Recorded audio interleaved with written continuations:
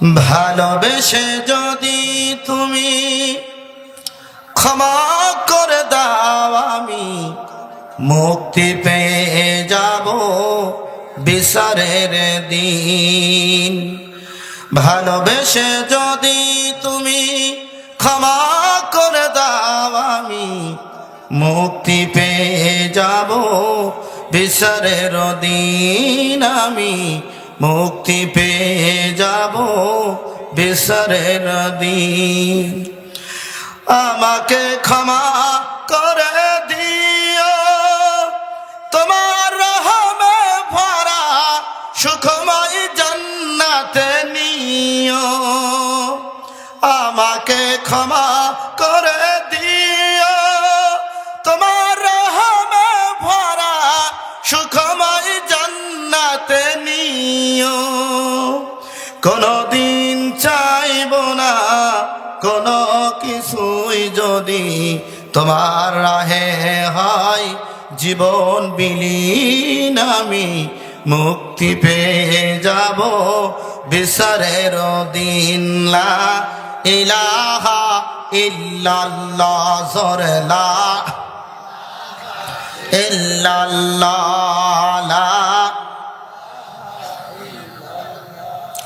লা ইলাহা ইল্লাল্লাহ। হৃদয়ের জানালা খুলে দাও না, প্রভুর প্রেমে কেন সাড়া দাও না। প্রভুর প্রেমে মন সাড়া দাও না। হৃদয়ের জানালা খুলে দাও না, প্রভুর প্রেমে কেন সাড়া দাও না। প্রভুর ডাকে কেন সাড়া দাও না। বিশ্ব মালিক যিনি আল্লাহ মহান, সৃষ্টি তারি এই নিখিল জাহান। বিশ্ব মালিক যিনি আল্লাহ মহান, সৃষ্টি তারি এই নিখিল জাহান। তবু কেন তার ডাকে সাড়া দাও না। প্রভুর প্রেমে কেন সাড়া দাও না। প্রভুর প্রেমে মন সাড়া দাও না। লা ইলাহা ইল্লাল্লাহ, লা ইলাহা ইল্লাল্লাহ মুহাম্মাদুর রাসূলুল্লাহ সাল্লাল্লাহু আলাইহি ওয়াসাল্লাম। দুনিয়াবি সব ব্যস্ততা উপেক্ষা করে আজকের রওদাতুম মিনাল জান্নাহ, জান্নাতের বাগানে আমাদেরকে বসার মতো যে সুযোগ আল্লাহ করে দিলেন, আমরা সেই মহান মনিবের দরবারে কালিমাতুশ শুকর আদায় করছি। সকলে জবান খুলে একযোগে পড়ছে আলহামদুলিল্লাহ। হৃদয় নিংড়ানো শতকোটি ভক্তি ভরা দুরূদ ও সালাম পেশ করছি ওই মহামানবের প্রতি, যিনি নির্যাতিত, নিগৃহীত, নিষ্পেষিত আর্ত মানবতার পাশে দাঁড়িয়ে কায়েম করেছে সোনালী সমাজ, উপহার দিয়েছেন ন্যায় এবং ইনসাফ ভিত্তিক সমাজ ব্যবস্থা। মানবতার বন্ধু, রহমতের সিন্ধু, দুলালে আমেনা শাহে মদিনা জনাবে মুহাম্মদুর রাসূলুল্লাহ পড়ছি সাল্লাল্লাহু আলাইহি ওয়াসাল্লামের প্রতি। আমরা ওই সমস্ত মধ্যে মুজাহিদ, ওই সমস্ত ভাইদের রুহের মাগফিরাত কামনা করছি এবং সর্বোচ্চ শহীদি মর্যাদা কামনা করছি, যারা বাংলাদেশের মানুষের অধিকার প্রতিষ্ঠা করতে গিয়ে বুকের তপ্ত রক্ত দিয়ে রাজপথকে রক্তে রঞ্জিত করেছে। আমরা পেয়েছি একটি স্বাধীন উন্মুক্ত পরিবেশ। এত অল্প সময়ে এই পৃথিবীতে যত ভাষায় এটা ট্রান্সলেট হয়েছে, অন্য কোনো কিতাব, অন্য কোনো আসমানি গ্রন্থ এত ভাষায় ট্রান্সলেট হয় নাই।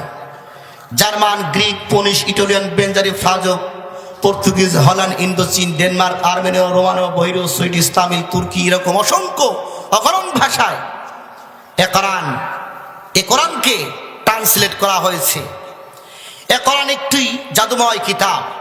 এই কিতাব দিয়েই নবী করিম সাল্লাল্লাহু আলাইহি ওয়াসাল্লাম এমন একটা সমাজ বিনির্মাণ করলেন, গোটা বিশ্ববাসীকে চ্যালেঞ্জ করলেন, খয়রুল কুরুনি করনি, আমার যুগ সর্বোত্তম যুগ, কিয়ামত পর্যন্ত এমন যুগ পৃথিবীতে আর একটাও আসবে না। সেই কোরআন আমাদের মাঝে আজও আছে কিন্তু অবহেলিত, তাই কিনা গণ? রাসূল পাক সাল্লাল্লাহু আলাইহি ওয়াসাল্লাম একটি হাদিস, আন আলী ইবনে আবি তালিব রাদিয়াল্লাহু তাআলা আনহু, হযরত আলী ইবনে আবি তালিব বর্ণনা করছেন নবী করিম সাল্লাল্লাহু আলাইহি ওয়াসাল্লাম থেকে। তিনি বলেন, নবী করিম সাল্লাল্লাহু আলাইহি ওয়াসাল্লাম বলেছেন, ইউশিকু আন ইয়াতি আলান নাসি জামানুন, আমার উম্মতের উপর এমন একটা জামানা আসবে, সময় আসবে, আল্লাহর হাবিব সাল্লাল্লাহু আলাইহি ওয়াসাল্লাম বলেন, লা ইয়াবকা মিনাল ইসলামি ইল্লা ইসমুহু, ইসলাম থাকবে নাম সর্বস্ব, কিন্তু বাস্তবতা ইসলাম থাকবে না। ইসলাম থাকবে নাম সর্বস্ব, ইসলাম যে মর্যাদা নিয়ে থাকার কথা, সেই জৌলুসতা, ইসলামের যে সৌন্দর্য, এটা থাকবে না। এটার মানে হলো ইসলাম থাকবে ব্যক্তিগতভাবে, আমলের মধ্যে থাকবে, কিন্তু ইসলাম যে আসছে একটা শান্তির সমাজ বিনির্মাণ করার জন্য, সেই জায়গায় ইসলাম কি থাকবে? ওয়ালা ইয়াবকা মিনাল কুরআনি ইল্লা রুসমুহু, কোরআন থাকবে, কোরআনের শুধু অক্ষরগুলি থাকবে, কিন্তু বাস্তবতায় কোরআন থাকবে না। শুধু অক্ষর থাকবে, কিন্তু বাস্তবতায় কোরআন থাকবে না। খানকায় লক্ষ লক্ষ কোরআনের কপি মওজুদ আছে, হেফজখানায় হাজারো হাজার কোরআনের কপি সংরক্ষিত আছে। এরকম করে ছাপাইখানায় যান, দেখবেন একেবারে ট্রাক ভর্তি করে এই কোরআনগুলি ডিস্ট্রিবিউশন হচ্ছে ব্যবসার জন্য, বাণিজ্যিকভাবে। এত লক্ষ লক্ষ কোরআনের কপি আছে, কিন্তু এ কোরআনের বাস্তব চিত্র আমাদের সমাজে আমরা দেখতে পাই না, কারণ কোরআনটা আমাদের সমাজে নাই, কোরআন হুকুমত কি নাই।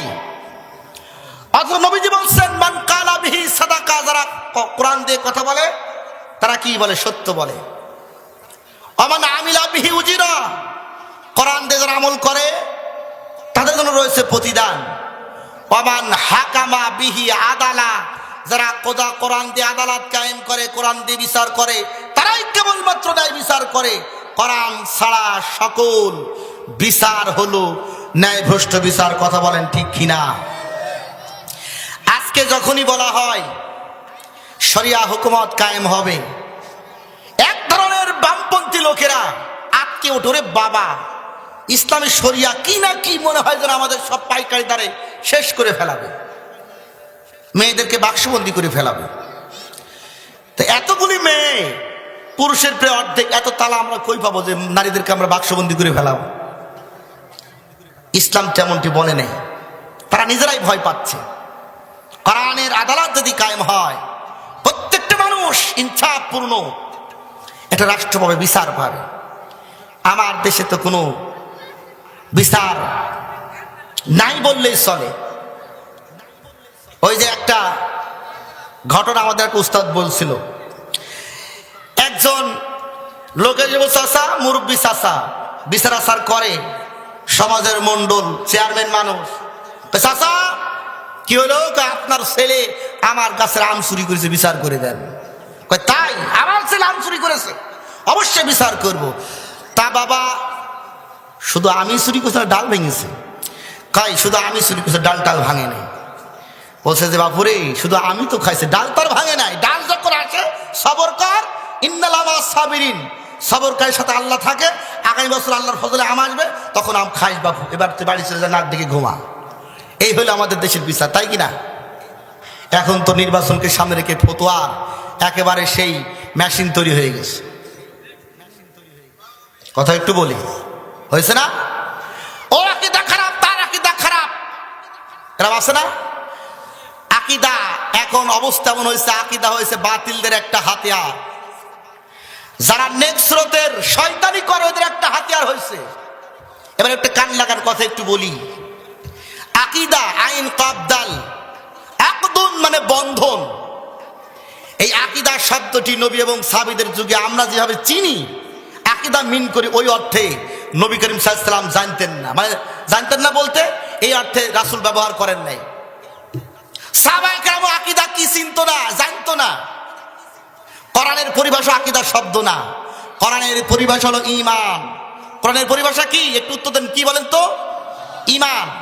আল্লাহর কোরআন বলেন মা কুনতা তাদরি মাল কিতাবু ওয়ালাল ঈমান। ও নবী আপনি জানতেন না ঈমান কি, কিতাব কি? আমি আল্লাহ আপনাকে ঈমান শিখাইছি। হাদিসে জিবরিলে আল্লাহ নবীর কাছে প্রশ্ন করা হলো, নবী আখবিরনি আনিল ঈমান। নবীর কাছে ঈমান সম্পর্কে প্রশ্ন করা হলো। আল্লাহর ফেরেশতা জিবরিল আমিন যখন নবীকে প্রশ্ন করলেন আখবিরনি আনিল ঈমান, ঈমান সম্পর্কে খবর দেন, তখন নবীজি বললেন আল ঈমানু ক্বালা আন তুমিনা বিল্লাহ। এরপরে এই হাদিসের ভিতরে ঈমানের ৬টি বিষয় আল্লাহর হাবিব সাল্লাল্লাহু আলাইহি সাল্লাম বলে দিলেন, বলে সুবহানাল্লাহ।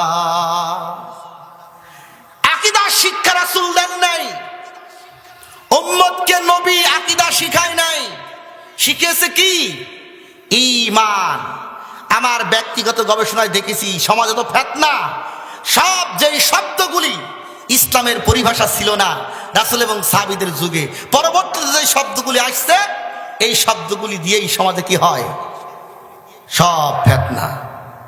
এজন্য এই আকীদার শব্দ বলে বলে কার কত ভালো আকীদা আমরা তো বুঝতেছি, কোরআন পড়ি তো। যাক, এখন আমরা আর বাড়াচ্ছি না, এখন আমরা যে আয়াতে কারিমা তেলাওয়াত করে সেই আয়াতের উপরে এগিয়ে যাচ্ছি। চলুন আমরা কোরআন থেকে কথা শুনি। আমি আপনাদের খেদমতে কালামে হাকিমের ৪১ নম্বর সূরা, কততম সূরা বলেন তো? ৪১তম সূরা, সূরা হামিম আশ-সিজদা। এই সূরা আমি আপনাদের ৩০ নম্বর আয়াতে কারিমা তেলাওয়াত করে শুনিয়েছি। আল্লাহ তৌফিক দান করলে আমরা এর উপরে কিছু কথা শুনবো ইনশাআল্লাহ। কান লাগান, গুরুত্ব সহকারে শুনবেন কথাগুলি। তো এই সূরার আয়াত সংখ্যা মোট ৫৪টি, রুকু সংখ্যা ৬। নামকরণ সূরার প্রথম আয়াত হামিম হরফে মুকাত্তাআত। আর এই সূরার মধ্যে একটি সেজদার আয়াত রয়েছে। কালামে হাকিমে ১৪ জায়গায় সেজদার আয়াত রয়েছে, অর্থাৎ ওই সেজদার আয়াত তেলাওয়াত করলে যে তেলাওয়াত করবে তেলাওয়াতকারী সেজদা দেওয়া কি ওয়াজিব, আবার যিনি শুনবেন তার জন্য সেজদা দেওয়া কি ওয়াজিব। তো এই সূরার ভিতরে একটি সেজদার আয়াত রয়েছে। এই সিজদা আর এই প্রথমের অংশ হামিম থেকে এই সূরার নামকরণ করে সূরা কি হামিম আশ-সিজদা। এই সূরা নাজিলের সময়কাল নবীজির চাচা আমির হামজা রাদিয়াল্লাহু তাআলা আনহু ইসলাম গ্রহণ করার পরে এবং উমর ইবনুল খাত্তাব রাদিয়াল্লাহু তাআলা আনহু ইসলাম গ্রহণ করার পূর্বে এই সূরাটি মক্কাতে নবী করিম সাল্লাল্লাহু আলাইহি ওয়াসাল্লামের উপর নাজিল হয়। নাজিল হওয়ার ঘটনা উল্লেখ করতে গিয়ে প্রাচীন রাসূলের জীবনী গ্রন্থকার মুহাম্মদ ইবনে ইসহাক, তিনি বিখ্যাত তাবি মুহাম্মদ ইবনে কাব আল কারজাই রাহিমাহুল্লাহ তার বরাত দিয়ে ঘটনা বর্ণনা করছেন। এই আয়াতটা নাজিলের প্রেক্ষাপট, কাবার চত্বরে মক্কার নেতারা আবু জাহেল, উতবা, সাইবা দিয়ে যারা নেতৃত্ব তারা বসে আড্ডা জমায়েছে। রাসূল পাক সাল্লাল্লাহু আলাইহি ওয়াসাল্লাম কাবার একটা চত্বরের পাশে নিরিবিলি নিশ্চুপ বসে রয়েছেন, আর মক্কার নেতারা আড্ডা জমিয়েছেন। উতবা ইবনে রাবিয়া একজন বয়োজ্যেষ্ঠ জ্ঞানবৃদ্ধ একজন মক্কার একটা নেতা, মধ্যমপন্থী ছিলেন বেচারা। তো তিনি বললেন, দেখো মুহাম্মদ সাল্লাল্লাহু আলাইহি ওয়াসাল্লাম নিরিবিলি বসে আছে, তোমরা অনুমতি দিলে এই মুহূর্তে নিরিবিলি ঠান্ডা মাথায় আছে, আমরা তার কাছে কিছু প্রস্তাব পেশ করি, আপোষ করা যায় কিনা। অনুমতি দিলেন। উতবা ইবনে রাবিয়া মুহাম্মদ সাল্লাল্লাহু আলাইহি ওয়াসাল্লামের কাছে আসলেন। আসার পরে বললেন, হে মুহাম্মদ, তুমি আমাদের ভিতরে সবচেয়ে ভালো মানুষ, সম্মানিত মানুষ, তোমার ব্যক্তিত্ব, তোমার আচরণ আমাদেরকে খুব টানে। এখন আমি কিছু কথা বলতে চাই, তুমি একটু মনোযোগ দিয়ে শোনো। ও মুহাম্মদ, তুমি দীর্ঘ সময় আমাদের মাঝে কাটিয়েছো, তোমার চাইতে উৎকৃষ্ট মানুষ, ভালো মানুষ আমাদের সমাজের একটা নাই। আমরা তোমাকে ভালোবাসি, গোটা মক্কার লোকেরা তোমাকে ভালোবাসে। ও ভাতিজি, এখন তুমি আমার কথা শোনো। এই যে তুমি যেই কথা বলতেছো, ইদানিং তোমার কথাবার্তার সাইজ হলো এরকম, তুমি যে সমস্ত কথাবার্তাগুলি বলো, তোমার কথাবার্তায় প্রমাণ হয় আমাদের বাপ দাদা যা ছিল সব ছিল অধার্মিক। তারা যেন ধর্ম করতে বুঝতো না, তারা যেন আহাম্মক ছিল। তুমি কি এটার কি প্রমাণ করতে চাও আমাদের বাপ দাদা আহাম্মক ছিল? তোমার কথাই আমাদের মধ্যে, সমাজের মধ্যে ফাটল তৈরি হয়ে গেছে, ভাই ভাইয়ের শত্রু হয়ে গেছে, বাপে পুতে দ্বন্দ্ব লেগে গেছে। ও মুহাম্মদ, তুমি যে কথাগুলি বলো, এই কথাগুলি বলার ক্ষেত্রে তোমার আসল উদ্দেশ্যটা কি, মাকসাদটা কি? ও মুহাম্মদ, যদি তুমি মনে করো তোমার বক্তব্য দ্বারা তুমি সম্পদ লাভ করতে চাও, আমরা কথা দিচ্ছি মক্কার সমুদয় সম্পদ তোমার পায়ের কাছে এনে হাজির করে দেব। ও মুহাম্মদ, রাসূল পাক নিশ্চুপ মনে কথাগুলি শুনতেছে। ও মুহাম্মদ, যদি তুমি চাও, যদি তুমি চাও আমরা তোমাকে, তোমার মনের মধ্যে ইচ্ছা থাকে মক্কার নেতৃত্ব নেব, আমরা তোমাকে মক্কার নেতৃত্ব দিয়ে দেব, তোমাকে নেতা মেনে নেব।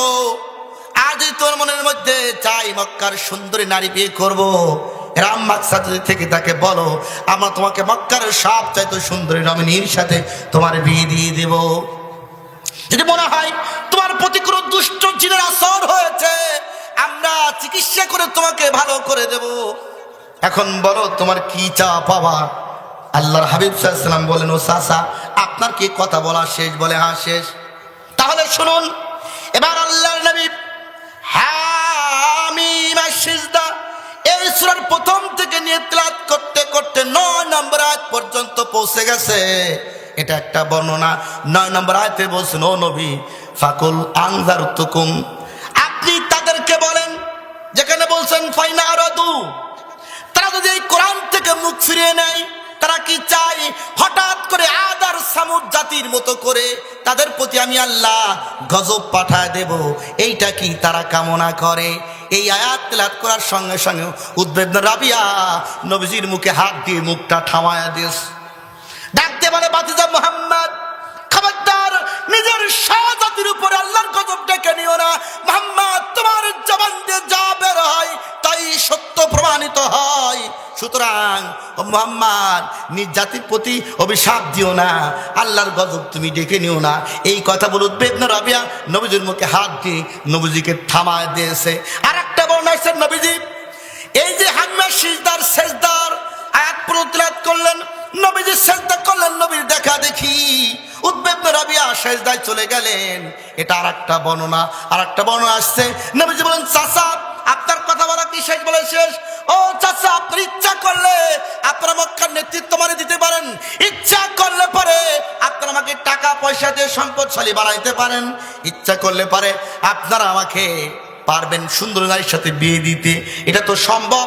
কিন্তু যে কাজটা সম্ভব না, সে কাজ যদি করতে পারেন, তা যদি এক হাতে আকাশের চাঁদ আপনারা এনে দিতে পারেন আর এক হাতে যদি সূর্য এনে দেন, আল্লাহর কসম, আমি যে মিশন নিয়ে আল্লাহ আমাকে পাঠিয়েছেন, যে মিশন দিয়ে, ওই সত্তার কসম, আমি এক বিন্দু পরিমাণ সেখান থেকে বিচ্যুত হব না। চিৎকার মেরে কন সুবহানাল্লাহ। এই প্রেক্ষাপটে আল্লাহ সূরা নাজিল করেছেন, রাসূল পাক সাল্লাল্লাহু আলাইহি ওয়াসাল্লাম শুনিয়ে দিলেন। খেয়াল করেন, রাসূল পাক সাল্লাল্লাহু আলাইহি ওয়াসাল্লামের এই বক্তব্য শুনে উদ্বেগ রাবিয়া পিছনের দিকে হাত মুড়ায়, এরকম আসে না, আনমানা হয়ে মক্কার কাফেরদের কাছে চলে আসছে। আবু সুফিয়ান বলছে যে, আমরা উদ্বেগ রাবিয়ার দেখো চেহারার ভিতরে পরিবর্তন চলে আসছে।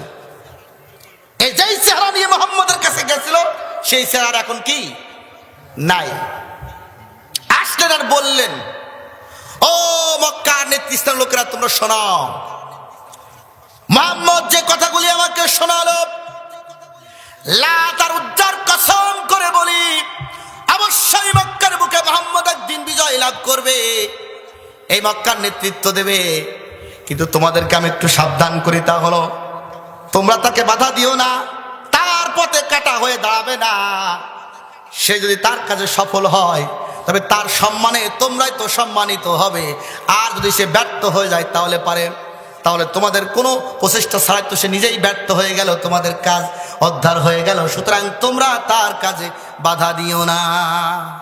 আবু সুফিয়ান দাঁড়িয়ে বলল, ওই দেখো মুহাম্মদের জাদু এখন দেখছি উদ্বেগ রবেকে আসর করে ফেলিস। এই গেল এই সূরা নাজিলের প্রেক্ষাপট। আসেন আমরা ব্যাখ্যায় যাই, তাফসিরে যাই, মনোযোগ দিয়ে শুনবেন। প্রথম আয়াত, ইন্নাল্লাযীনা ক্বালু রাব্বুনাল্লাহ। ইন্না হারফে মুশাব্বাবিল ফিল। হারফে মুশাব্বাবিল ফিলের কাজ হলো এইটা ইসমের পূর্বে বসে কি করে, নিশ্চয়তা প্রদান করে। ইন্নাল্লাযীনা ক্বালু রাব্বুনাল্লাহ, নিশ্চয় যারা ঘোষণা করলো আল্লাহ আমার রব। আল্লাহ আমার কি রব।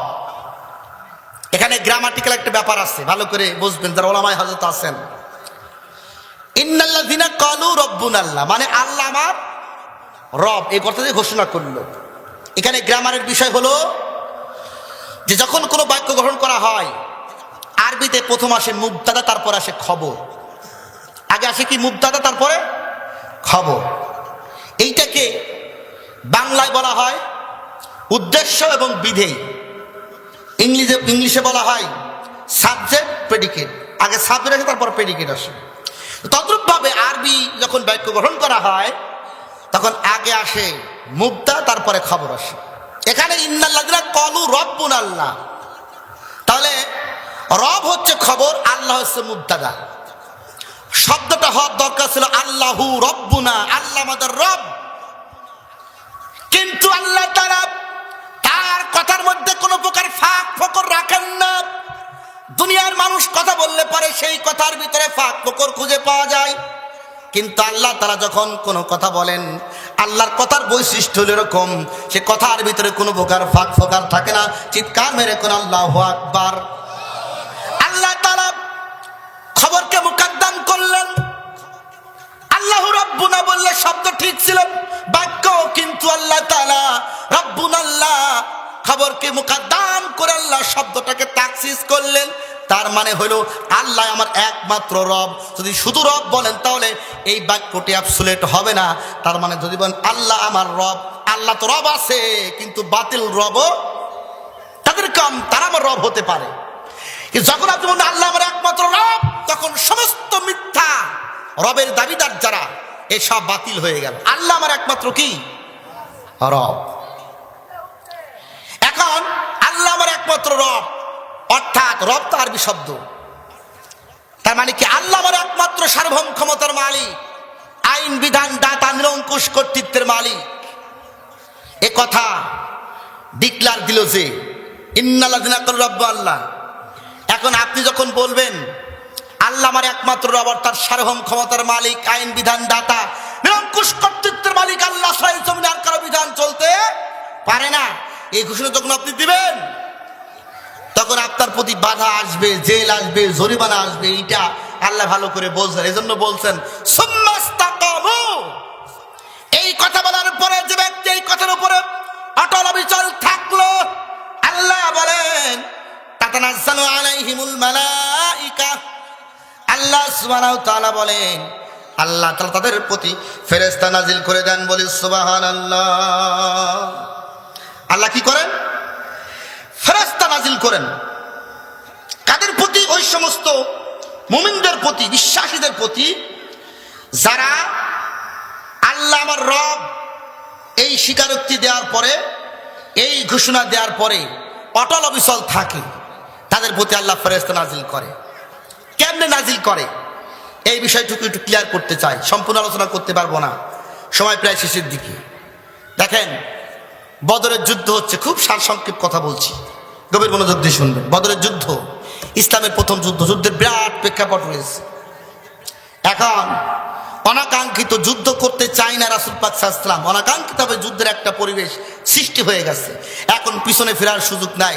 নবী করিম সাল্লাল্লাহু আলাইহি ওয়াসাল্লাম 313 জন মুমিনদেরকে নিলেন। কয়জন? 8খানা তরবারি, অস্ত্র খুব একটা বেশি নাই। আর মক্কার মুশরিকরা 1000 সৈন্য নিয়ে আসছেন বদরের প্রান্তরে।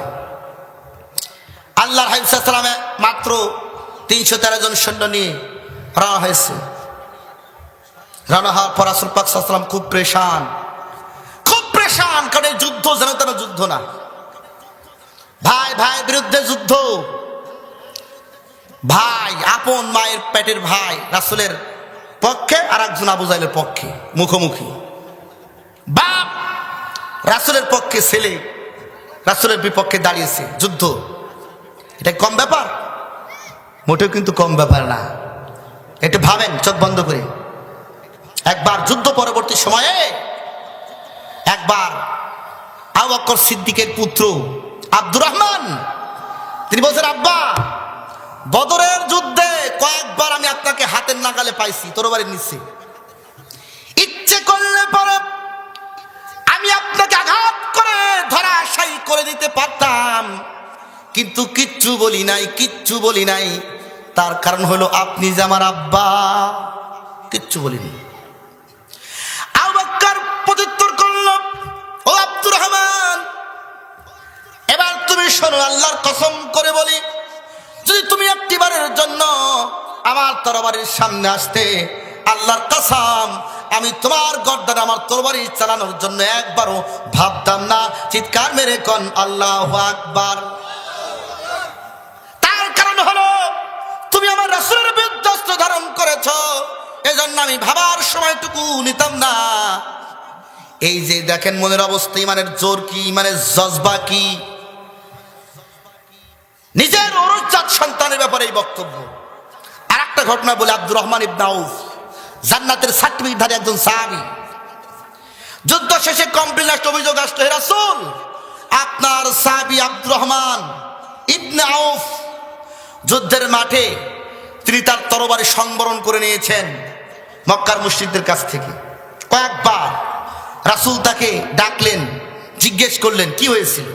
তিনি বললেন, হে রাসূল, আমি যখনই তরবারি চালাতে যাই আমার পিতা আমার তরবারির সামনে চলে আসে। আমার পিতার প্রতি ভালোবাসা দেখে, মহব্বত দেখে আমি আর আমার পিতাকে কিছু বলি নাই, তরবারি সংবরণ করে নিয়েছি।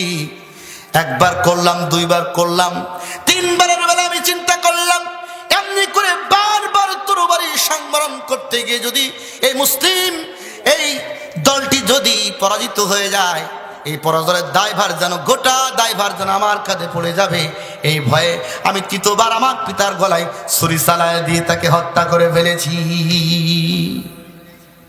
এটা কিন্তু কম ব্যাপার না। এজন্য রাসূল বললেন, আমার বদরি সাহাবীরা শোনো, বদরের যুদ্ধে যারা অংশগ্রহণ করেছে এই বদরি সাহাবীদের ব্যাপারে আল্লাহর ঘোষণা হলো, এদের জীবনের আগের এবং পরের সব গুনাহ আল্লাহ মাফ করে দিয়েছেন। বলি সুবহানাল্লাহ। বদরি সাহাবীরা আল্লাহর জান্নাতি। এই মানুষগুলি যদি আমল ছেড়েও দেয়, আমল নাও করে, তারপর আল্লাহ তাআলা এই বদরি সাহাবীদেরকে আল্লাহ জান্নাত দান করে দিবেন। বলি সুবহানাল্লাহ। হযরত আবু বকর সিদ্দিক বলেছেন, আপনি কি বলেন, আমল ছেড়ে দিলেও জান্নাতে? বলে হ্যাঁ। আবু বকর বলছেন, হে রাসূল, কাজ না করে যদি পারিশ্রমিক পাওয়া যায় তো কাজ করবে কি? বলেন, কাজ না করে পারিশ্রমিক পাইলে পারে? দরকার আছে কাজ করার? কাজ করার বাড়ি বসে বেতন যদি পাই তো কাজ করবো কেন? আবু বকর বলছেন, রাসূল, কাজ না করে যদি পারিশ্রমিক পাওয়া যায় তো কাজ করার দরকারটা কি? আমি আগামীকাল ফজরে আপনি আমাকে ফজর জামাত আর কি পাবেন না। পরে দেখা গেল একেবারেই রাসূল পাক সাল্লাল্লাহু আলাইহি ওয়াসাল্লাম বিলালের কণ্ঠে আযান হলো, পিছনে ফিরে এই জামাত শুরু হলো। নামাজ শেষ করে পিছনে ফিরে তাকিয়ে দেখতেছেন আবু বকর সিদ্দিক নবীজির একেবারে পিছনে বসা, চিৎকার মেরে কোন সুবহানাল্লাহ। রাসূল মিসকি মিসকি হাসার বলে, আবু বকর, তোমার তো আজকে আসার কথা ছিল না, তুমি আসলে যে? আবু বকর বলতেছে, হে রাসূল, বিলালের কণ্ঠে আওয়াজ যখন আমার কানে গেল আমি বিছানায় থাকতে পারলাম না, অস্থিরতা শুরু হয়ে গেল, বাধ্য হয়ে আমি চলে আসলাম মসজিদে। তার মানে বদরি সাহাবীদের ঈমান এমন পর্যায়ে, এদেরকে আমল ছেড়ে দেওয়ার সুযোগ দিলেও এরা আমল ছেড়ে দেবে না। এদের ঈমানের জজবাটা কি? ইসলামের জন্য সন্তানকে তরবারি চালাতে দ্বিধা করছে না। আর আমরা সামান্য একটা উদাহরণ দেওয়ার জন্য বলতেছি, একটা ভোট ইসলামের পক্ষে একজন ভোটে দাঁড়াইছে, সে মানি ভাই দায়িত্ব, তাকে ভোট দেয়। এখন দেখা গেল চাষা ভোটে দাঁড়িয়েছে, চাষা দাঁড়াইলো কি করব, এরকম শুরু হয়ে যায় না? এটা কি ইমান? ইমানের বিপরীতমুখী কাজ। দেখেন এই যে ইমান, মসজিদে আজানের ডাকে চলে আসলো মসজিদে, আর আমরা যখন ফজর আজান হয়, আজান কানে যাওয়ার পরও আবার লেপটাকে মুড়ি আবার ঘুমের নতুন মশান তৈরি হয়, তাই কিনা কম? এমন হয় না? যখন বলা আসসালাতু খায়রুম মিনান নাওম, ঘুম থেকে নামাজ উত্তম, এই আহ্বান কানে যাওয়ার পরে কোনো মুসলমানের অন্তপক্ষে বাড়িতে বসে থাকার শুয়ে থাকার কোনো সুযোগ থাকে না। এটুকু বলে কথা শেষ হবে, ভালো করে শুনুন। রাসূল পাক সাল্লাল্লাহু আলাইহি ওয়াসাল্লামের একদিন হুজরা শরীফে ঘুমিয়ে আছেন, ফজরের জামাত, সাহাবা একরাম হাজী, মসজিদটা একটু দূর হয়ে গেছে নবী, এখন অপেক্ষা আছে রাসূল আসবেন নামাজ পড়াবেন, কিন্তু রাসূল আসে না। রাসূলের ঘুম কি ভাঙে নাই? আল্লাহর ইচ্ছাতে হয়তো হয়েছে, রাসূলের ঘুম ভাঙে না। সাহাবা একরাম চিন্তা করলো, ওরে সর্বনাশ, নামাজের অক্ত ফৌত হয়ে আছে, নামাজ পড়াবে কে? রাসূলের জীবদ্দশায় অনুমতি ছাড়া সামনে মুসল্লায় দাঁড়িয়ে ইমামতি করবে, কার এমন সাহস আছে? আবু বকরকে বলা হলো, হে আবু বকর, রাসূল আপনার বন্ধু মানুষ, আপনি নবীকে ডাকেন। আবু বকর ডাকতে বলে, নবীর সাহাবীরা শোনো, আল্লাহ রাসূল আমার বন্ধু হতে পারে, কিন্তু আল্লাহ নবীকে ঘুম থেকে জাগাবো, নবীজি কষ্ট পাবে, আমল বরবাদ হয়ে যাবে, আমার পক্ষে মুহাম্মদ সাল্লাল্লাহু আলাইহি ওয়াসাল্লামকে ঘুম থেকে জাগানো সম্ভব হবে না। সাহাবা একরাম নবীকে শুধু ভালোবাসতেন না, ভয় করতেন। ভয়টা কি? কোন আচরণে নবী অসন্তুষ্ট হন, কষ্ট পান, আর নবী কষ্ট পাইলেই আমল সব বরবাদ হয়ে যায়। ওমর ইবনুল খাত্তাবকে বলা হলো, ওমর ইবনুল খাত্তাব, আপনি নবীজির একজন বিশিষ্ট সাহাবী, আপনি মেজাজি মানুষ, আপনার তরবার দেখে মক্কার কাফের মুশরিকরা বড্ড ভয় পায়, তারা ভীত সন্ত্রস্ত থাকে। আপনি সত্য হৃদয়ের মানুষ, আপনার ব্যাপারে নবীজি বলেছেন, লা নবিয়্যা বাদা, আমার পরে কোনো নবী আসবে না। যে নবী আসতো, লাউ কানা ওমরকে আল্লাহ নবী বানাই দিতেন, এত মর্যাদা আপনার, আপনি নবীকে একটু ঘুম থেকে ডেকে দেন। ওমর ইবনুল খাত্তাব ডাক দিয়ে বলে, ও আল্লাহ নবীর সাহাবীরা শোনো, আমার মেজাজ দেখে মক্কার কাফের মুশরিকরা ভয় পেতে পারে, কিন্তু নবীজিকে ঘুম থেকে জাগায় নবীকে কষ্ট দেব এমন দুঃসাহস আমার নাই, আমি পারবো না। সংক্ষিপ্ত উসমান ইবনে আফফানকে বলা হলো। উসমান ইবনে আফফানও বললো যে না, যেখানে আবু বকরের মতো বয়োজ্যেষ্ঠ জ্ঞানবিদ্ধ মানুষ সাহস করলো না, ওমর ইবনুল খাত্তাবের মতো মানুষ সাহস করলো, সেখানে আমি নরম সরম মানুষ, আমি পারবো না নবীকে ডাকতে। আলী ইবনে আবি তালিবকে বলা হলো, যে আলী, তুমি নবীকে ঘুম থেকে জাগায় দাও। আলী বলছে, কি বলেন, আমি এটা জুনিয়র মানুষ, সিনিয়র পার্সন যারা, তারাই পারতেছে না, সাহস নেয় নবীকে ঘুম থেকে জাগানো, আর আমি যাব নবীকে ঘুম থেকে ডাকতে, আর নবী যদি কষ্ট পান, আপনার আমল নামা বাবা ধরে আমার আমল নামা কি হবে? ঘুম থেকে নবীকে জাগানো আমার পক্ষে সম্ভব না। কোথায় শুনছিলাম, কুমিল্লা কোন একটা অঞ্চলে পেশ ইমাম, তো ওই দেখা যাচ্ছে ফজরে আজান টাজান হয়ে মুয়াজ্জিন দিয়েছে, এখন ইমাম সাহেব ঠিক পাইনি, এখন কয়েকটা মুসল্লি থাকে না, কিছু তেরা মুসল্লি থাকে, তো গিয়ে হুজুরের সামনে গিয়ে হুজরা শরীফের কাছে গিয়ে ওই থাকার যে ঘর, ওখানে আবার এই পাট কাঠিতে বেড়া দিয়ে আছে, বেড়া ফাঁকা করে, এই হুজুর মাসে মাসে বেতন নেও, আর নাইটে ঘর ডাক দিয়ে টাইনি নিয়ে চলে আসছে মসজিদে। অথচ এই আলেমরা হচ্ছে নবীদের নাকি ওয়ারিস, নবীকে যে ধরনের সম্মান প্রদর্শন করা হয়, নায়েবদেরকে, নবীদেরকে ওরকম তো মর্যাদা না, কিন্তু সম্মানের দিকটা ঠিক রাখতে হবে এইভাবে। তো আলী ইবনে আবি তালিব বলছেন, আমার পক্ষে নবীকে ঘুম থেকে জাগানো সম্ভব না। এখন কে ডাকবে নবীকে? কেউ সাহস করতে পারে না। শেষমেশে আলী ইবনে আবি তালিব বললেন, যদি কেউ না ডাকে, কাউকে না কাউকে রাখতে তো হবেই। আলী ইবনে আবি তালিব বলছেন, দেখেন আমি তো ডাকতে পারলাম না, কিন্তু আমি একটা প্রস্তাব রাখতে পারি। কি প্রস্তাব? যে ব্যক্তি প্রত্যেক দিন হাইয়া আলাস সালাহ, নামাজের জন্য আসো, আমাদেরকে ডাকে, তাকে বলা হোক। বেলালকে বলা হোক, বেলাল তুমি যাও নবীকে ঘুম থেকে জাগা। বেলাল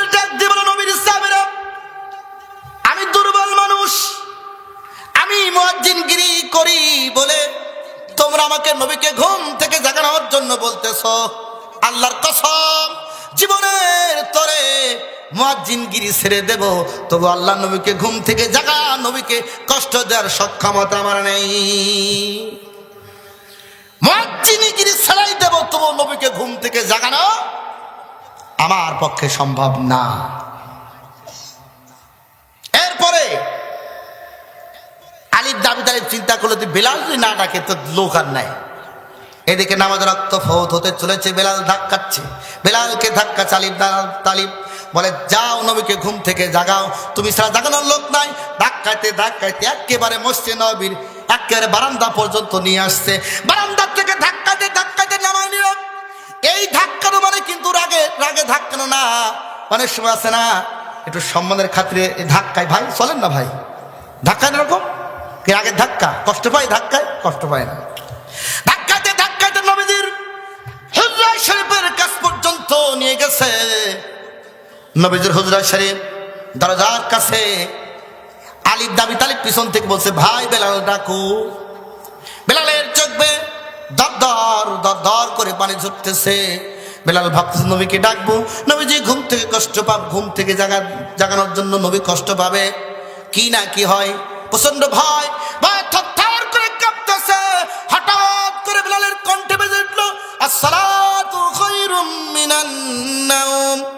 আল্লাহর নবীজির ঘুম ভেঙে গেল, ঘুম থেকে জাগলেন, দরজা খুলে দিলেন, ডাক দিয়ে বলে, কে এত চমৎকার ছন্দ দিয়ে আমাকে ঘুম থেকে জাগালো? বেলাল তো ভয় পেয়ে গেছে। বেলাল বলে, ইয়া রাসূলুল্লাহ, আমি আপনাকে ঘুম থেকে জাগাই নাই, আমি আপনাকে ডাকি নাই। ডাকছে কে?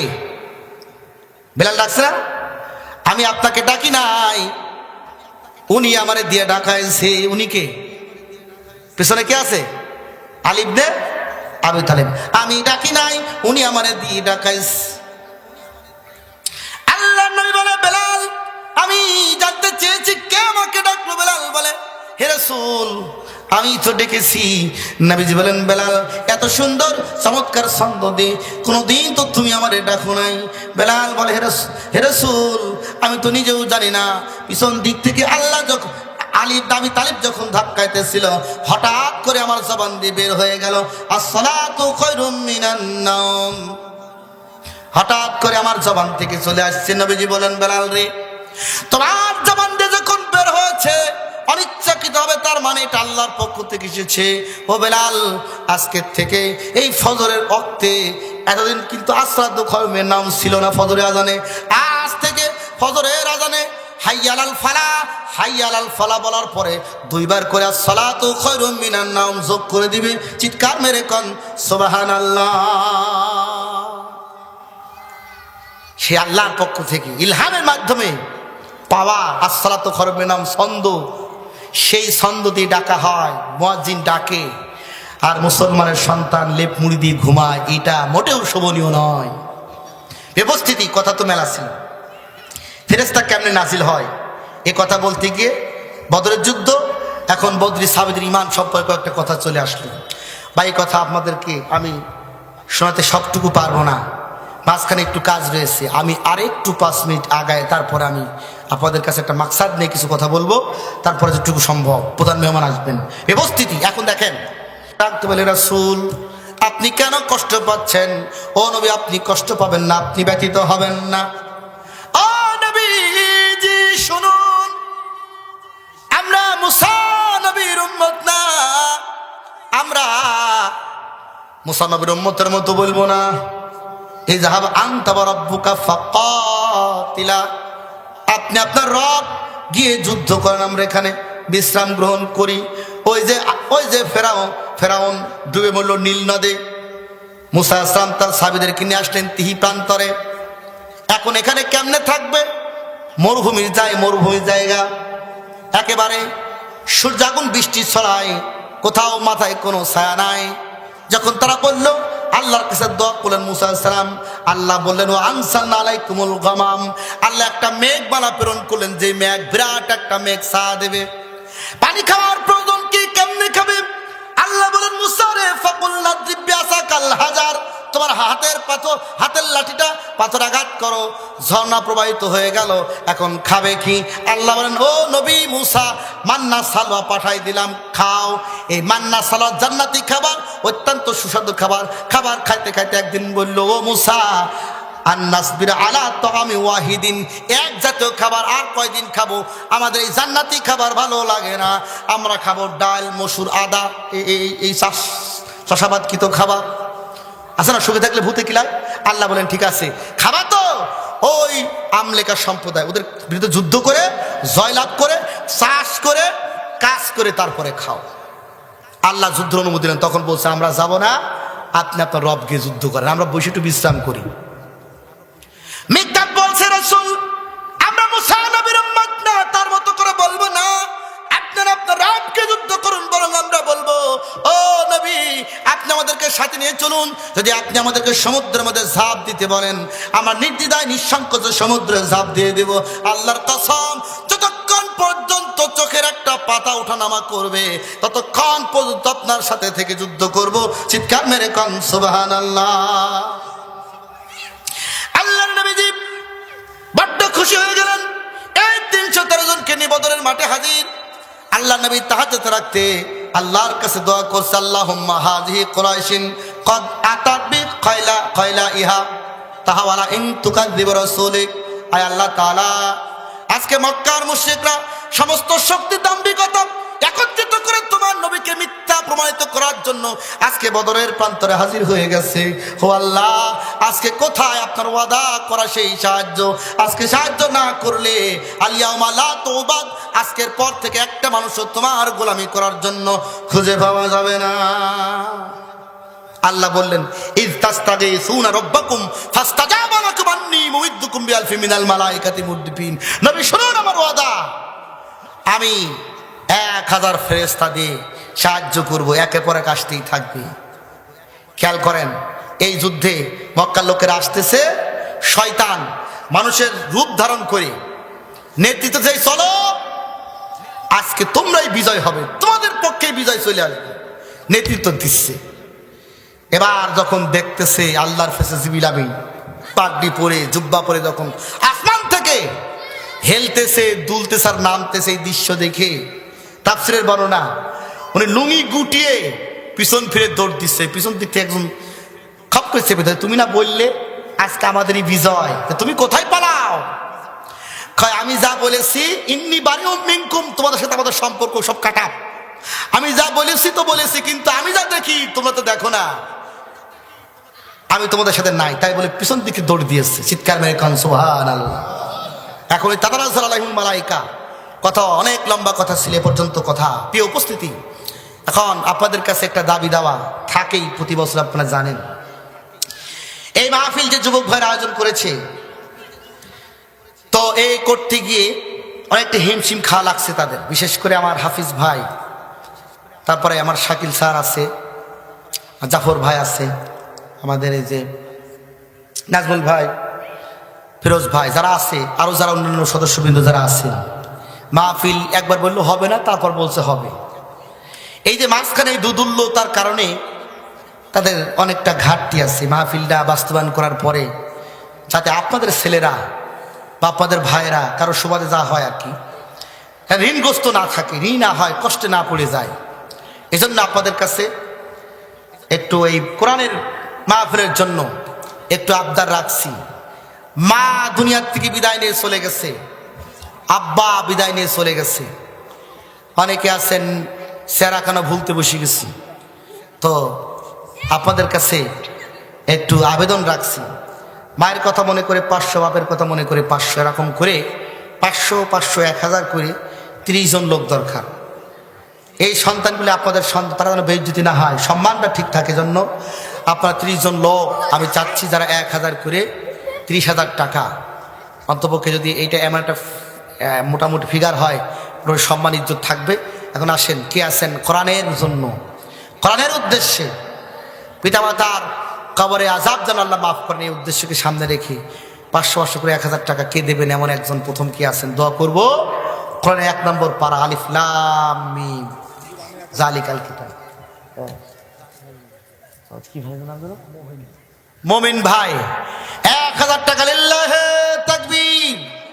আচ্ছা দেন না দেন কিন্তু কথা বলবেন, আমি বলবো আপনার সেটা বল। মমিন ভাইয়ের 1000 টাকা আপনার কবুল হোক, কবুল হোক, ঠিক আছে? পারবেন না ইনশাল্লাহ?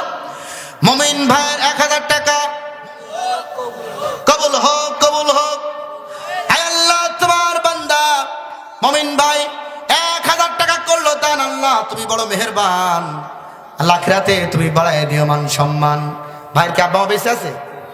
আব্বা মা বেঁচে আছে, তার মানে আমার মমিন ভাইয়ের বাড়িতে মক্কা মদিনা রয়ে গেছে। মা অসুস্থ আছে, আল্লাহ যে 1000 টাকা দান করলো, আল্লাহ তার আম্মাকে সুস্থ করে দাও, পিতাকে হাত দারাজ করে দাও। আল্লাহ তাআলা ধনে মালে বরকত দান করে দাও, চলার পথকে আল্লাহ তুমি সহজ করে দাও। জোরে বলেন আল্লাহুম্মা আমিন। আর আল্লাহর কোন বান্দা আছে কারণ কি 1 নম্বর পারা গেলে 2 নম্বর পারা সায়াকুলুস সুফাহাউ মিনান নাসি মা আল্লাহুম, এই 2 নম্বর পারা, এই 2 নম্বর পারা উদ্দেশ্য করে দান করবেন। এই কোরআন আপনার সপক্ষে সুপারিশ করবেন। নবীজি বলেছেন কিয়ামতের দিন ওয়াত্তাকু ইয়াওমাল্লা তাজজি নাফসুন আন নাফসিন শাইয়্যা, ওই দিনকে ভয় করে যেদিন কেউ কারো কোনো কাজে লাগবে না, কেউ কারো সুপারিশ করবে না। ওই কঠিন মুসিবতের দিন সবাই সবাইকে ছেড়ে যখন পালিয়ে যাবে, তখন আল্লাহ রাসূল বলছেন ইয়াশফাউ ইয়াউমাল কিয়ামাতি ইনদাল্লাহি সালাসা, কিয়ামতের দিন 3 শ্রেণীর মানুষকে আল্লাহ সুপারিশ করার পারমিশন দান করে দিবেন। বলি সুবহানাল্লাহ। 1 নাম্বার হলো আল উম্মাতুল আল আম্বিয়া আলাইহিস সালাম, যুগে যুগে নবীদেরকে প্রেরণ করেছেন, তাদেরকে সুপারিশ করার পারমিশন দিবেন। মুহাক্কিক আলেমদেরকে সুপারিশ করার পারমিশন দান করবেন। 3 নম্বরে আল্লাহ তাআলা শহীদদেরকে সুপারিশ করার পারমিশন দান করবেন। নবীজি বলেন এই যে শহীদদের সুপারিশ, এই সবার চাইতে সব চাইতে বড় সুপারিশ হবে কোরআনের সুপারিশ। মা মিন শাফিনা আযমু মুনসাতান ইয়াউমাল কিয়ামাতি ইনদাল্লাহি মিনাল কোরআন, এই কোরআনের সুপারিশ এতটাই শক্তিশালী হবে, নবীদের সুপারিশের চাইতে, একজন আলেমের সুপারিশের চাইতে, একজন শহীদের সুপারিশ কিংবা কোন ফেরেশতার সুপারিশের চাইতে কোরআনের সুপারিশ অত্যন্ত শক্তিশালী হয়ে যাবে। বলি সুবহানাল্লাহ। এজন্য কোরআনের সুপারিশ যারা পেতে চাই, কোরআনকে মহব্বত করে কোরআনের জলসায়। আর কি আছে 2 নম্বরে, 2 নম্বর পারাকে উদ্দেশ্য করে আল্লাহর কোন বান্দা আছে নাকি 1000 টাকা দান করবেন? আব্দুর রাজ্জাক কত টাকা?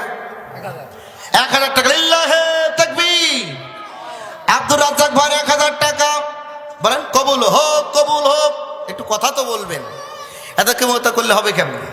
আয় আল্লাহ তাআলা তোমার বান্দা আব্দুর রাজ্জাক, আল্লাহ তোমার গুণবাচক নামের সাথে মিল, আল্লাহ তাআলা আব্দুর রাজ্জাক ভাইয়ের দানকে আল্লাহ তুমি কবুল করে নাও, ধনে মালে বরকত দান করে দাও।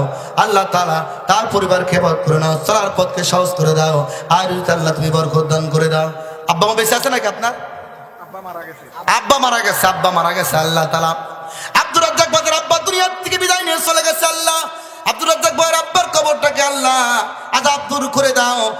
আল্লাহ তাআলা কিয়ামত পর্যন্ত আল্লাহ কবরের সুখের ঘুম ঘুমায় দাও। আল্লাহ তুমি তার পিতার কবরের আযাবগুলিকে আল্লাহ দয়া করে আল্লাহ মাফ করে দাও। জোরে বলেন আল্লাহুম্মা আমিন।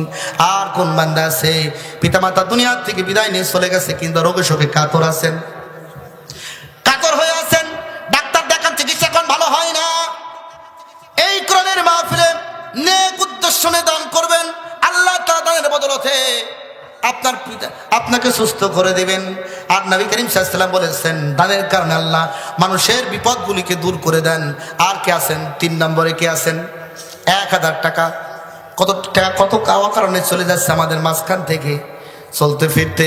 আসুন কোরআনের খাতিরে 1000 টাকা দান করবেন। আর কে আছেন এমন? দ্রুত আপনারা মোটামুটি একটু ফিল আপ হলে পারেই আমরা মোটামুটি আপনাদেরকে ছেড়ে দেব। প্রধান মেহমান চমৎকার কথা বলবেন, চমৎকার কথা বলেন তিনি। আসেন, দ্রুত আসেন, আমরা প্রধান বক্তাকে মঞ্চ দিয়ে দিই। রাত 10টা পার হয়ে যাচ্ছে। এখন যদি আপনারা না দেন এই ঋণগ্রস্ত ঋণ অবস্থা থাকবে। কারণ মাঝখানে তো জানেন আমার শাকিল স্যারও বলছিলেন যে মাহফিল হবে না, না হওয়া আবার বাস্তবায়ন করতে এই মাঝখানে কালেকশনের খুব দুরবস্থা। এই জন্য আমাদের ভাইয়েরা যেন ঋণগ্রস্ত না থাকে, কমিটি যেন ঋণগ্রস্ত না থাকে, এই জন্য এই ঋণ মুক্ত করার জন্য দায়ী বা এটার ব্যাপারে আপনাদেরকে একটু ভূমিকা পালন করতে হবে। কি আছেন? 3 জন পালাম, আর হবে না? এখনো 27 জন বাকি। আর কেউ আছেন না? আসেন, লোকজন তো কম, তারপরও মা বোন যারা আছেন, মা বোনদের কাছে দৃষ্টি আকর্ষণ। অনেক মা বোন আছেন যে বাড়ি পুরুষের চাইতো নারীর ভূমিকা অনেক বেশি থাকে, এরকম আছে না? মায়েদের অনুমতি ছাড়া অনেক আছে, আমাদের বাজার অনেক আছে কাজ করতে পারে না, অনুমতি নিয়েই তো কাজ করা লাগে। এরকম মা বোন আছেন। মা বোন আপনারাও অংশগ্রহণ করতে পারেন।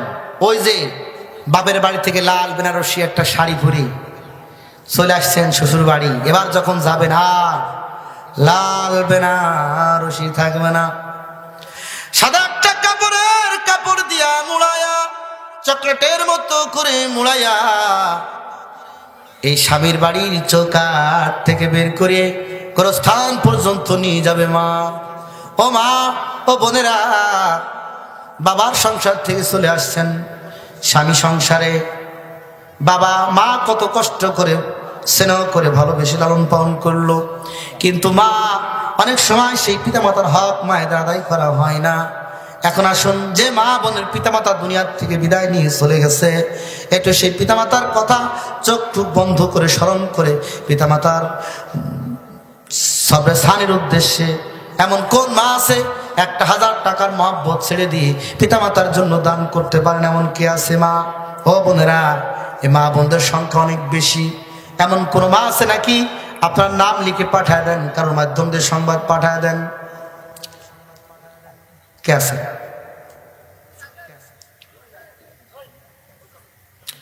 গোরস্থানে একটু মাটি বাইনা করে রাখ রে, গোরস্থানে একটু মাটি বাইনা করে রাখ।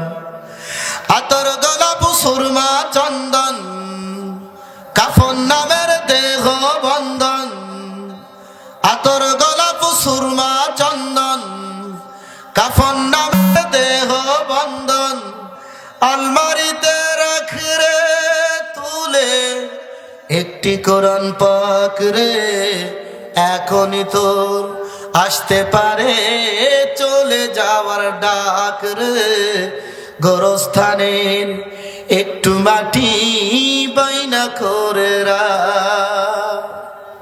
কারা আছেন? তাহলে আমাদের মন আর গলতেছে না নাকি বলেন? আল্লাহর কোরআন বলছেন, সুম্মা কাসাত কুলুবুকুম মিন বাদি যালিকা ফাহিয়া কাল হিজার। ইহুদি সম্পর্কে বলতেছেন, অতঃপর এদের অন্তরগুলি পাথরের ন্যায় শক্ত হয়ে গেছে। সুম্মা কাসাত কুলুবুকুম, অন্তরগুলি শক্ত হয়েছে পাথরের মতো। আবার শক্ত কসা, বরং তার চেয়ে বেশি শক্ত। কেন? ইন্না মিনাল হিজারাতি লামা ইয়াতাফাজ্জারু মিনহুল আনহার, অনেক পাথর রয়েছে যে পাথর দিয়ে ঝর্ণা ধারা প্রবাহিত হয়ে যায়। অনেক পাথর আছে, পাথর ঘেমে ঘেমে পাথর থেকে পানি নির্গত হয়। অনেক পাথর আল্লাহর ভয়ে ধসে পড়ে, কিন্তু আমাদের অন্তরগুলি আল্লাহর ভয়ে বিগলিত হয় না। আসেন, দ্রুত আসেন। আর কারা আসেন? আচ্ছা, 1000 টাকা কি বেশি হয়ে যাচ্ছে?